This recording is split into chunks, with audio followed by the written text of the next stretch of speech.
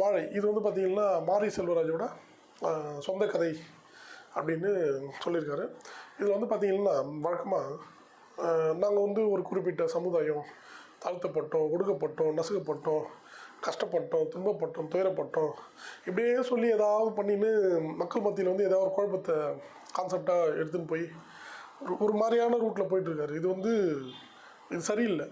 ஒன்று. ரெண்டாவது பார்த்திங்கன்னா இந்த படத்தில் ஒரு 8வது படிக்கிற பையன் வந்து டீச்சரை பார்த்து நீங்கள் அழகாக இருக்கீங்க, உங்கள் ஞாபகமாக நான் கட்சி வச்சுருக்கேன், சாக்லேட் பேப்பர் கூட வச்சுக்கிறேன் அப்படி இப்படி சொல்லிட்டு அது ஒரு மாதிரி ஒரு அஃபெக்ஷன் மாதிரி அது மாதிரி ஒன்று எடுத்துருப்போம். இது வந்து இது என்ன பண்ணுறாங்க, இது மீடியா இது நம்ம சொசைட்டியில் இது சரி கிடையாது, இந்த மாதிரி ஒரு படம் வரக்கூடாது அப்படின்னு தாத்தா சொத்து, அப்பா சம்பாத்தியம், அப்பா காசு இதில் உட்காந்துன்னு சாப்பிட்டுன்னு பேசுகிறாங்கல்ல, அவங்களுக்கு தான் இந்த ரிவ்யூ போடுறேன் நான்.